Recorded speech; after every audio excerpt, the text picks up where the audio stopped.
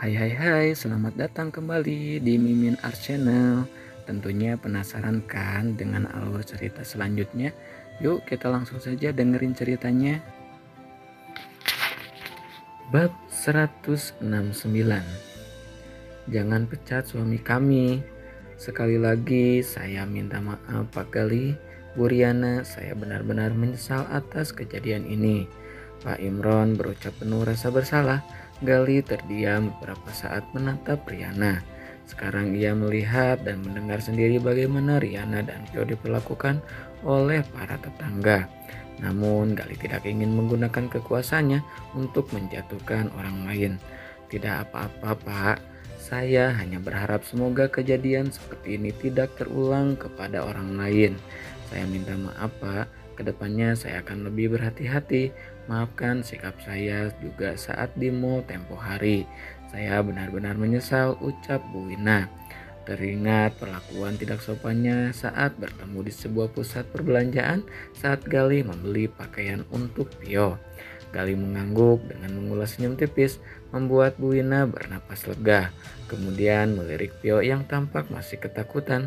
Pio, Tante minta maaf ya. Tante nggak bermaksud marahin kamu. Sebagai gantinya Tante akan kasih coklat yang banyak. Bu Wina mengambil beberapa bungkus coklat, namun gadis kecil itu memberi respon penolakan dengan menggelengkan dalam pelukan sang ayah. Ayo ambil aja sayang, bujuk Bu Wina. Melihat adik sepupunya masih ketakutan, membuat Boy ikut meradang. Dia akan melakukan apapun untuk melindungi adik-adiknya. Papa, boleh nggak Boy ajak adik Pio ke toko Istana Coklat? Nanti Boy beliin coklat yang banyak, celetuk anak lelaki itu. Menyebutkan sebuah toko khusus coklat ternama. Boleh, tapi jangan banyak-banyak, nanti giginya bolong, balas Alfian membelai puncak kepala putranya. Gue juga boleh ajak Rapi sama anak-anak lain kan? Boleh, tapi besok aja kalau mau, jawab Alfian sedikit ragu. Sudah menebak kemana arah pembicaraan putranya. Semua anak kecil di sini diajak kecuali dia. Ia menunjuk ke arah Jira dengan kesal, membuat anak perempuan itu menunduk dengan wajah sedih. Toko Istana Coklat yang terkenal di kalangan anak-anak di kota itu merupakan impiannya sejak lama. Gak boleh gitu nak, ingat papa selalu bilang apa? Boy mengerucutkan bibir. Gak boleh sombong sama dendam. Nah pintar, kalau mau ajak anak-anak di sini harus ajak semua, gak boleh pilih-pilih. Tapi dia udah menuduh Pio pak. Konon katanya fitnah itu lebih kejam dari pembunuhan. Menurut undang-undang pembunuhan itu hukumannya 20 tahun penjara, apalagi fitnah. Ya ampun Boy, Jira itu anak-anak belum bisa kenal pasal, bantah Bara hampir tertawa. Om kempesin perut kamu nih, awas mengancam orang juga ada undang-undangnya. Om Bara kan sudah dewasa jadi bisa kena pasal. Yang benar itu undang-undang bukan udang-udang. Bara berdecak pelan. Ngomong sama Boy, Alfiano Darmawan berasa ngobrol sama hakim ketua. Alfian menahan tawa, terkadang obrolan Boy dan Bara terdengar aneh di telinga. Namun Bara adalah satu-satunya orang yang mampu menaklukkan anak lelakinya itu. Sebaiknya kamu cepat pindah dari sini. Kasihan anak dan istri kamu kalau kelamaan tinggal di tempat seperti ini, bisik Alfian ke telinga Gali. Ya, besok pagi aku akan bawa mereka ke apartemen. Baguslah kalau begitu aku bawa anak-anak dulu. Bara tolong urus rencana Boy buat besok ya. Siap bos, jawab Bara sigap. Alfian melirik Pio lalu mengusap punggungnya. Sini nak, mau ikut papa enggak? Nanti papa ajak jalan-jalan lagi seperti kemarin. Pio mengangguk pelan lalu pindah ke gendongan Alfian. Bunda, Pio boleh ikut papa enggak? Boleh sayang, tapi jangan rewel ya. Pio mengangguk. Karena masalahnya sudah beres, saya pamit duluan. Silakan Pak Alfian, ucap Pak Mul. Semua orang memandang kagum pada sosok Alfian. Ia tampak gagah, dingin, namun di sisi lain sangat lembut terhadap anak-anak. Setelah kepergian Alfian, Gali merangkul Riana. Sayang, kamu pulang duluan ya. Aku ada yang mau dibicarakan sebentar sama Pak Mul. Ya mas, aku juga mau beres-beres di rumah. Wah, saya benar-benar tidak menyangka kalau Pak Gali adalah salah satu pimpinan Dermawan Group. Soalnya Pak Gali mengakunya hanya pengawas lapangan.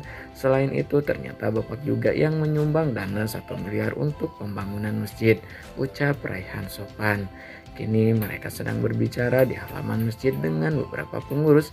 Gali sempat menegur Pak Mul yang membocorkan identitas penyumbang dana renovasi masjid. Jangan panggil bapak lah, kedengarannya kaku Ray, seperti biasa aja. Saya tidak enak. Saya kesini dalam usaha untuk rujuk dengan istri saya yang kebetulan lama tinggal di sini. Alhamdulillah berkat bantuan Umi dan Abah semuanya sudah beres. Dan insya Allah besok pagi kami akan pindah, balas Gali. Saya mewakili warga memohon maaf kalau perbuatan kami ada yang menyinggung Pak Gali dan keluarga. Terutama kejadian tadi, tidak apa-apa saya paham. Raut wajahnya tampak penuh keraguan, seperti sedang menahan sesuatu. Maaf, saya mau menanyakan kembali soal dana renovasi masjid. Apakah setelah kejadian tadi Pak Gali akan tetap memberikan? Gali mengulas senyum tipis. Insya Allah saya memang sudah niat sejak awal dan kejadian tadi tidak akan mengubah niat saya. Alhamdulillah, terima kasih. Rehan bernapas lega, begitupun dengan Abah dan pengurus masjid yang lain.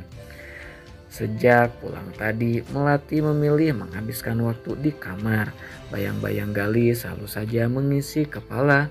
Pintu yang terbuka mengalihkan perhatian wanita muda itu. Dia melirik Umi yang kemudian duduk di sisinya. "Kamu kenapa nak? Dari tadi murung." "Umi, ternyata Mas Gali itu bukan orang biasa. Dia hanya menyamar menjadi orang biasa supaya identitasnya tidak terbongkar." Umi mengusap puncak kepala putrinya itu. Umi sudah dengar dari Abah dan Raihan. Umi juga dengar kalau yang menyumbang dana 1 miliar untuk renovasi masjid ternyata adalah Nak Gali. Aku kagum sama kepribadian Mas Gali. Dia orang kaya tapi mau berbaur dengan orang biasa seperti kita. Tidak sombong, mau tinggal di rumah sempit, makan makanan sederhana dan naik motor tua. Padahal dia pasti punya banyak koleksi mobil mewah. Istighfar Melati, tidak baik memikirkan suami orang. Enggak Umi, aku hanya berpikir seandainya punya jodoh seperti Mas Gali, aku pasti akan jadi wanita paling bahagia di dunia. Aku lihat bagaimana Mas Gali memperlakukan Riana dan Vio, bagaimana Mas Gali membela Mbak Riana dari ibunya.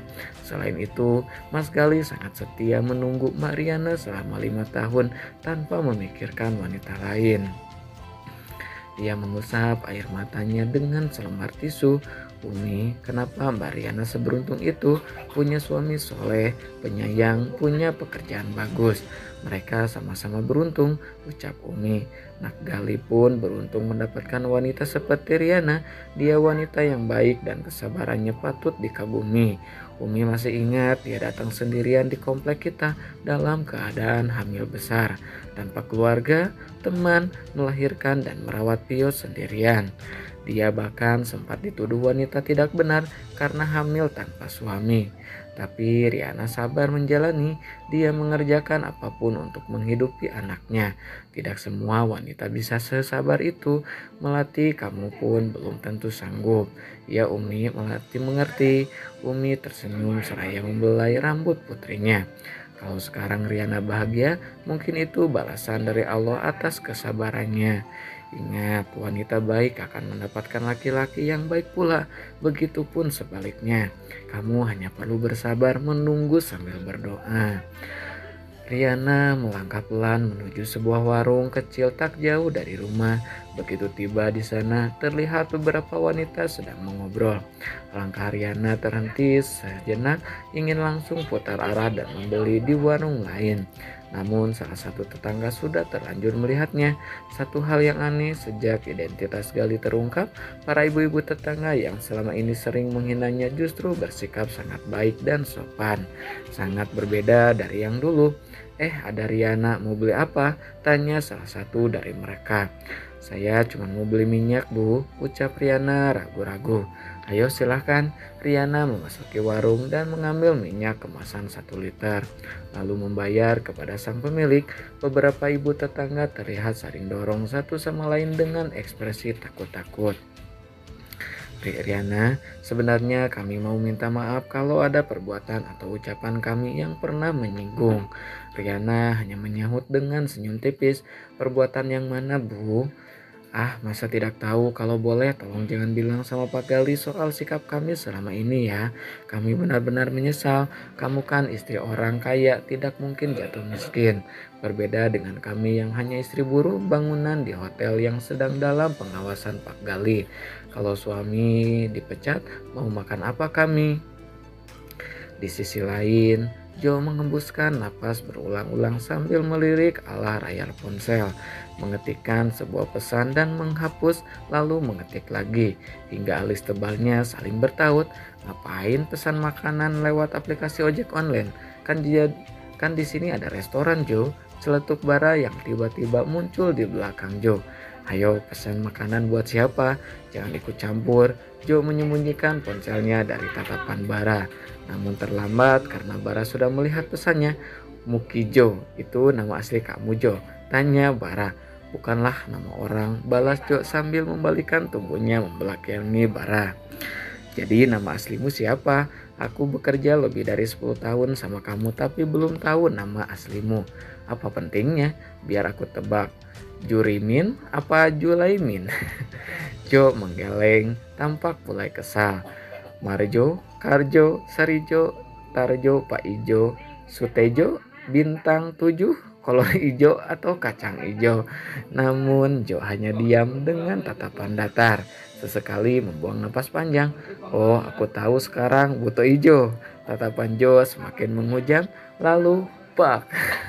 Suara tamparan terdengar. Nah, begitu dulu ya bab 169-nya. Makasih banyak buat kakak-kakak yang selalu stay tune. Jangan lupa di like, di subscribe juga ya. Makasih kakak, bye bye.